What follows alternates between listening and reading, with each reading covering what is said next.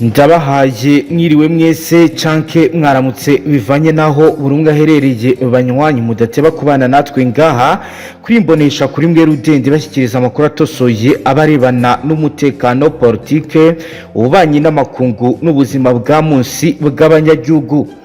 Turi kuri uyu wa gatandatu w'indwi kwigenekerezo rya 9 Myandagaro 2025 aho tugiye kurabira hamwe biriko biragenda bizibonekeza mu makuru ajyanye n'umutekano ngaha mu karere ka Afrika y'Uburasirazuba, ndetse turarebera hamwe uko ibintu bihagaze. Amakuru yacu reka tuhere ku bijyanye na President Evariste Ndayishimiye wagize icyo atangaza ku birebana n'uruhare rw'ingabo z'u Burundi mu kubungabunga ndetse no mu bikorwa bya gisirikare bikorwa mu buseruko bwa leta y'intwaro rusange ya Kongo, by'umwihariko ku musaza ukomeye FDNB iri guha FARDC mu rugamba rwo kurwanya za Sarambwe. Turareba byinshi biriko biragenda byibonekeza bijyanye n'ibigiye guhabwa imiryango y'ababuriye ababo muri iki gihugu. Turebere hamwe kandi bijyanye no gutegura ndetse no kunoza ibijyanye n'ibikorwa bijyanye no kuba bakeneye kongera umubare w'abajya gutanga umusada. Turaza kubabwira uko bihagaze, turaza kandi no kurebera hamwe ibijyanye n'impinduka ziriko ziragenda zikorwa. Turaza kandi kurebera hamwe ibijyanye no kuba benshi mu bakurikiranira hafi biri kuba bagaragaza uruhare FDNB yagize ndetse nuko kugeza ubu ngubu bimeze. Turaza kandi no kubabwira ibijyanye n'ibikomeje kugenda bikorwa bijyanye na deployment mu bice bitandukanye. Banywanyi rero ngusabe niba ari ubwa mbere dukurikiye itufata icyemezo gikomeye cyonde sabone maze ntuzongere gucikwa n'amakuru ndetse n'ibiganiro tubategurira ngaha. Reka duhere kubizo perezida yatangaje. President Evariste Ndayishimiye w'u Burundi akaba yashimye abasirikare b'igihugu cye bagiye mu ntambara mu buseruko bwa leta y'intwaro rusange ya Kongo, nkuko rero bemeye gupfira igihugu cy'abanyekongo. Ibi rero yabigarutseho bw'abofisiye bo mu cyiciro cya 50 n'icya 51 bagize bize mu ishuri rikuru rya gisirikare Iskami Bujumbura kwigenekerezo rya 6 2025. President Ndayishimiye yagaragaje ko hari abasirikare b'Abarundi bageze ibibazo bihita bikemuka. Atanga urugero kuri Repubulika Iharanira Demokarasi ya Kongo. Yagize ati ubu dufite ibimenyetso aho hari abantu bakubwira bati ahatari ingabo z'u Burundi nta wundi wahashobora. Mu gihugu cya Central Africa bazi ingabo z'u Burundi, mu gihugu cya Kongo bazi ingabo z'u Burundi. Aho umurundi aciye ubu baramubona ko ari umuntu w'umugabo utagira gusa utitangira igihugu gusa cye, ahubwo witangira n'ibindi bihugu kugira ngo bibone amahoro. Ndayishimiye yasabye aba basirikare kudatinya bagasubiramo imvugo yamamaye y'urugamba igira iti intambara ni moteri y'urupfu, aho urupfu imbere ari ufatwa n'isasu ryica. Akomeza agira ati utabyemera ushaka wakwigendera. Ingabo z'u Burundi zikorera mu buseruko bwa leta y'intwaro rusange kuva mu 2022 hashingiwe ku masezerano y'ubufatanye mu by'umutekano ibihugu byombi byagiranye. Icyo gihe batangiye ibikorwa bitandukanye bakoreye muri Kivu y'Amajyepfo. Ni mu gihe kandi mu kwezi kwa Myandagaro 2025 aya masezerano yavuguruwe. President Ndayishimiye biravuga ko yishyuwe miliyoni 5 z'amadolari buri musirikare w'umurundi anemererwa umushahara ugera ku madolari 5,000 ku kwezi. Icyari kigamijwe kwari kurwanya iza Sarambwe muri Kivu y'Amajyaruguru. Ingabo z'u Burundi zatsindiwe bikomeye mu bice bya Kivu y'Amajyaruguru, ziba mu birindiro byazo muri teritwari ya Masisi ya muri Karehe, naho zirahava zikomereza muri teritwari ya Uvira y'umupaka w'igihugu cyabo na leta y'intwaro rusange ya Kongo. Raporo yasohowe n'impuguke z'umuryango w'abibumbye yasohotse ku igenekerezo rya 3 Mukakaro 2025 yagaragaje ko ingabo z'u Burundi ziri muri Kivu y'Amajyepfo ziri hagati y'7,000 ndetse n'9,000. Wakwibaza uti bimeze gute, bihagaze gute, ese niki kiri kuba, ese n'igihe kigiye gukurikiraho nyuma y'uko bigaragaye ko urugamba rukomeje kugenda rukomera? Reka turebe uko ibintu bikomeje kugenda bimera. kuko rero amakuru atugeraho abigaragaza kandi abisigura ku igenekerezo rya 6 yashimye bikomeye abangaba. yavuze ko abasirikare b'Uburundi bakomeje kwerekana ubwitange budasanzwe mu gufasha leta iharanira intwaro rusange ndetse n'ibindi bihugu aho bituma ibibazo bikemuka vuba kandi bigatuma amahoro aboneka. Yatanze urugero rw'ibikorwa byagiye biba mu rwego rwo gushimira no gushimangira agaciro k'umumaro w'umusirikare. Perezida Ndayishimiye yashyizeho gahunda yiswe iyihariye igizwe n'ibi bikurikira: ishimwe ry'umwihariko abasirikare bose ba FDNB bari mu bikorwa bya gisirikare muri leta iharanira intwaro rusange bazahabwa impamyabumenyi y'ubutwari hamwe n'ibihembo by'amafaranga bizatangazwa mu buryo buhoraho. Umushahara uziyongera kuva mu mwaka wa 2023 ku masezerano y'ubufatanye hagati y'u Burundi na leta iharanira intwaro rusange ko umushahara w'umusirikare wariyongereye kubera ibyagiye byongerwaho na leta iharanira intwaro rusange ya Kongo. Hari kandi ibyatangajwe bijyanye n'inkunga ku miryango y'abasirikare baguye ku rugamba. Leta ikaba yashyizeho gahunda yo gufasha imiryango yabuze abana bayo bari mu ngabo za FDNB haba mu buryo bw'amafaranga, kwita ku buzima ndetse no gufasha mu burere bw'abana basigaye. Gahunda izajya itangwa ijyanye n'ishimwe. Leta ikaba yaratangije uburyo bwo guhemba no gushimira abasirikare ku mugaragaro mu birori byateguwe mu ntara zitandukanye, bituma abasirikare bumva ko igihugu kibakunda kandi kibashyigikiye. Perezida Ndayishimiye yatanze ubutumwa bukomeye ku basirikare abasaba kudatinya no gukomeza kurwana n'ubwitange, anasubiramo imvugo ikomeye y'urugamba. Yagize ati: intambara ni moteri y'urupfu, aho upfa mbere ari ufatwa n'isasu ryica, utabyemera ushaka usubira inyuma. Ubutumwa bwari bukomeye cyane kandi bugaragaza ko ubuyobozi bw'u Burundi bwiteguye gukomeza gushyigikira ingabo zacyo bwo ku rugamba kandi bikazakorwa mu buryo bwose bushoboka.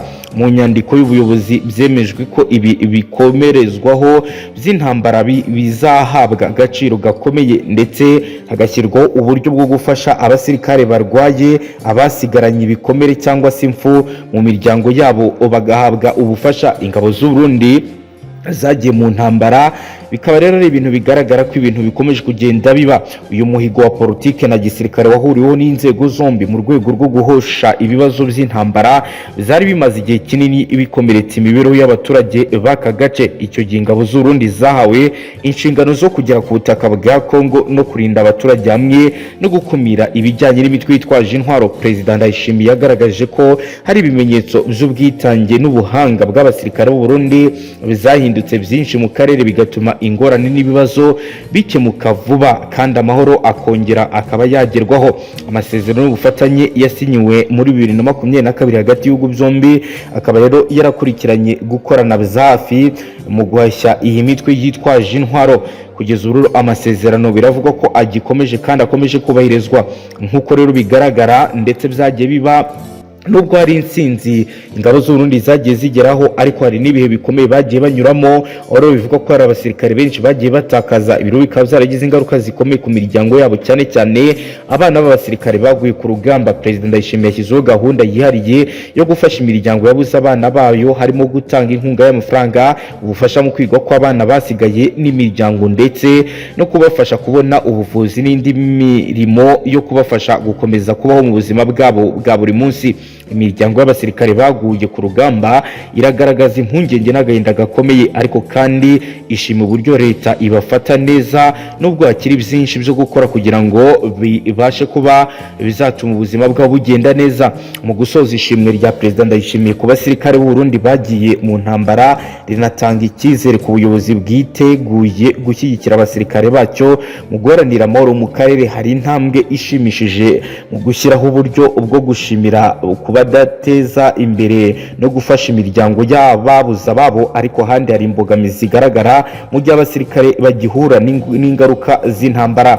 Hari ibikenewe bitandukanye birimo izi mbogamizi zikurikira: kongera ibikorwa byo gufasha imiryango y'ababuze abana babo, kunoza uburyo bwo gutanga ibikoresho by'intambara ku basirikare bari ku rugamba, gukomeza guha abasirikare imyitozo myiza no gufasha abasirikare kubona ubuzima bwiza, gutegura gahunda z'iterambere ry'abasirikare n'imiryango yabo nyuma y'aka kazi bakoze. Mu by'ukuri uru rugamba rwo muri Kivu ruracyari rurerure kandi rukeneye imbaraga nyinshi. Perezida Ndayishimiye arashimangira ko Burundi butazigera busubira inyuma mu gukomeza ubufatanye na leta n'intwaro rusange mu kugarura amahoro, kandi ko bizagaragara kandi ko abasirikare b'igihugu cye bazakomeza guhabwa agaciro bakwiye.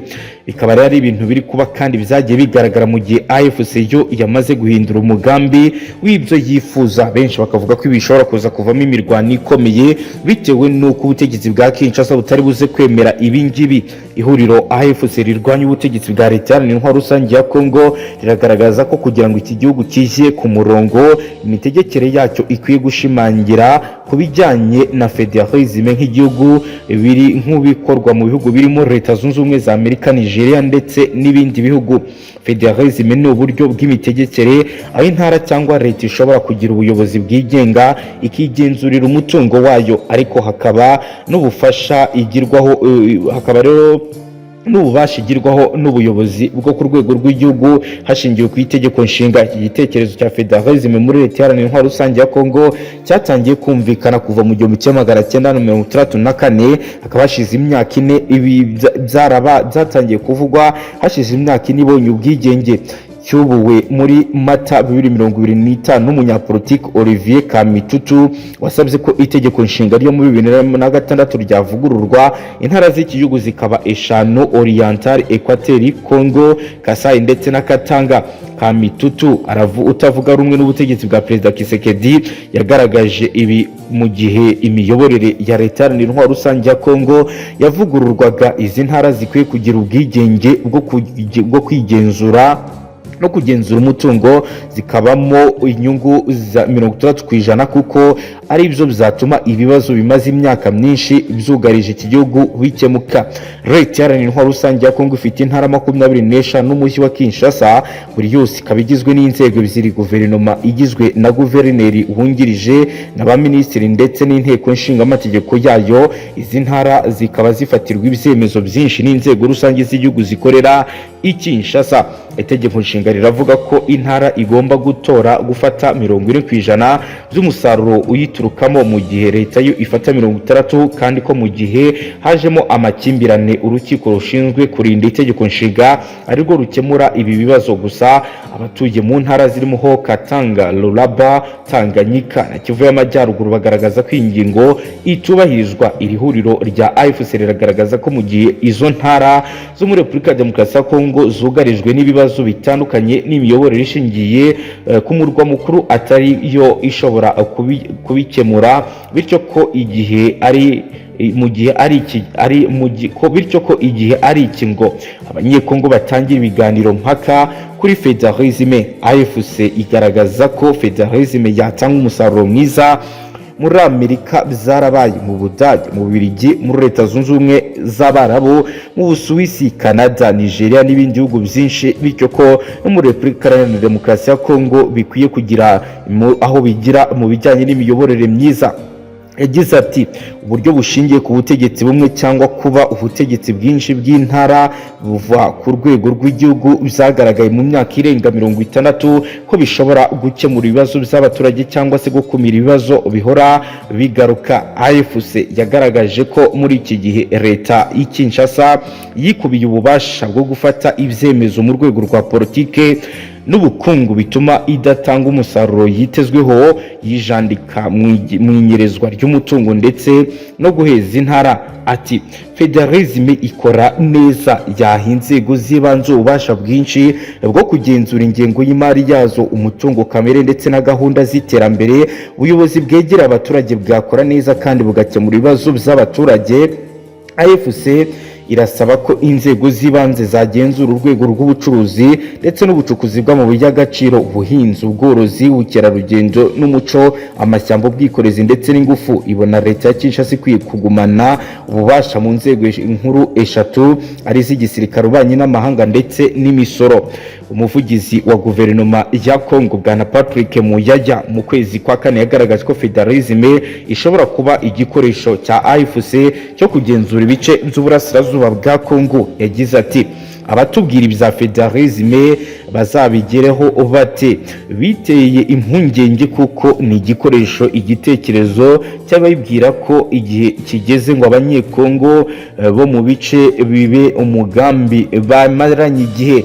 Marie Ange Mushombekwa wabaye minisitiri w'uburenganzira bw'ikiremwa muntu yagaragaje ko gushyiraho federalisme bidasaba guhutiraho kuko abaturage bakwiye kumanza gusobanurirwa ibyiza byayo.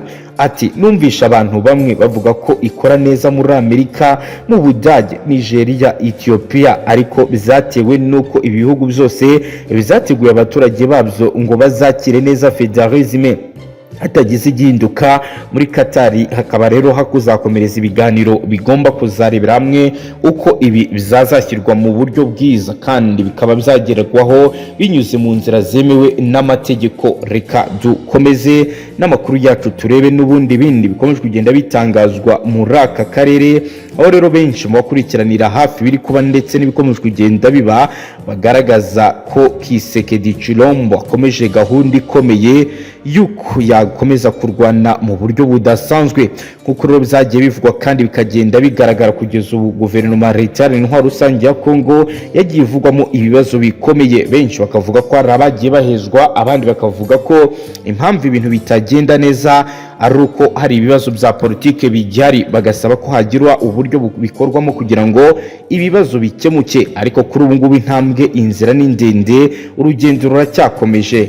Kugeza ubu Kisekedi yakoze amavugurura azanamo na bamwe benshi bavuga ko bafite imvugo itari nziza kuri M23 ndetse no ku bihugu bituranye n'iki gihugu. Rero bivuga ko aba bashyizwe muri guverinoma bashobora kuba bagiye kongera umuriro mu bibazo bihari. Perezida Antoine Kisekedi yakoze guverinoma nshya, aho rero minisitiri w'intebe n'ubundi yagarutse ari Judith Suminwa. Nkuko rero bikaba bigaragara ko hakozwe gahunda idasanzwe kandi bikagaragara ko bifite aho bihuriye n'ibibazo bimaze iminsi bigaragara.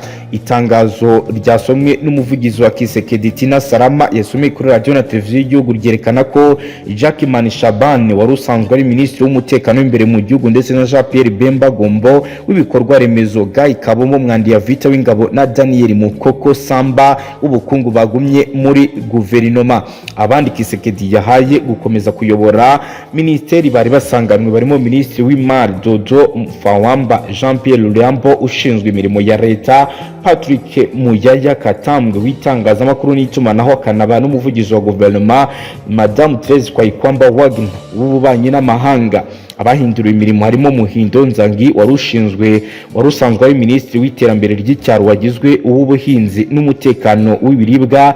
Aime Boyija Sangara wari ushinzwe ingengo y'imari yagizwe minisitiri w'inganda, naho Eva Bazayeba Masade wari minisitiri w'ibidukikije n'iterambere yagizwe uw'imibereho y'abaturage, ibikorwa by'ubutabazi no kwishyira hamwe kw'ibihugu.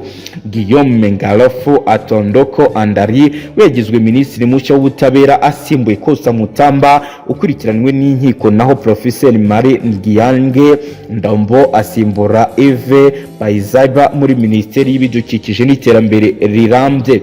Perezida Kisekedi kandi mu bo yagiriye icyizere harimo Adolphe Muzito wigeze kuba minisitiri w'intebe wa Kongo wagize minisitiri ushinzwe ingengo y'imari. Uyu mwaka mu myaka mike yakunze gusaba leta ya Kongo kubaka urukuta hagati yayo n'u Rwanda kugira ngo babone amahoro. Abandi bashya binjiye muri guverinoma harimo Elizia Nsambwe wagizwe minisitiri w'intumwa ishinzwe kwita ku bahoze mu ngabo, mu gihe Floribert Azulani wahatanye na Kisekedi mu matora ya 2023 yamugize minisitiri ushinzwe ukwihuza kw'akarere. Kisekedi yashyizeho guverinoma nshya nyuma y'ibiganiro yari amaze igihe agirana n'abanyapolitike batandukanye barimo abatavuga rumwe n'ubutegetsi mu rwego rwo gushyiraho guverinoma yiswe iy'ubumwe bw'igihugu. Guverinoma nshya icyakora ntigaragaramo benshi bo muri opozisiyo, by'umwihariko Martin Fayulu uri mu bari bitezwe guhabwa umwanya ukomeye, dore ko bari banaherutse guhura baganira ku bibazo bya leta iharanira intwaro rusange ya Kongo. Benshi rero bakaba batunguwe no kubona uyu mugabo atagiriwe icyizere kugeza ubu rero, kandi bamwe baribaza impamvu abo mu ishyaka rya Moise Katumbi Chapwe batagaragaye kuri uru rutonde. Benshi rero bakavuga ko bishobora kuba bifitanye isano nuko abona ko mu gihe yabiyegereza bashobora kuba bamugirira nabi cyangwa se bashobora kuba bagira ibyo bakora mu buryo benshi bavuga ko bidasanzwe. Nkuko rero bigaragara nta munyamuryango w'ishyaka ACD ry'umunyapolitike Martin Fayulu wagaragaye muri guverinoma nshya, ahubwo byari byitezwe ko Tshisekedi ashobora kubashyiraho nyuma y'aho muri uku kwezi gushize kwa Mukakaro byari byemejwe ko agomba gufatanya n'abandi mu kuba bayobora igihugu. Andi mashyaka akomeye atavuga rumwe n'ubutegetsi bwa Tshisekedi nka PPRD rya Joseph Kabila ndetse n'iryo muri ensemble rya Moise Katumbi nkuko twabivuze haruguru ntabwo bigeze bahabwa imyanya muri guverinoma. Ibikomeje kugenda bivugwa mu buryo butandukanye ku mbuga nkoranyambaga, bamwe rero bakabinenga abandi bakavuga ko n'ubundi ibi byakozwe bitari mu murongo wo kuba bose basaranganya ubutegetsi. Ngayo nguko ni nuko dusoje banywanyi. Niba ari ubwa mbere dukurikiye tushonda sabone wiyongere mu batazongera gucikwa n'amakuru ndetse n'ibiganiro tubategurira ngaha zibanda cyane kuri politiki, umutekano, ububanyi n'amakungu n'ubuzima bwa munsi bw'abanyagihugu. Astra Vista.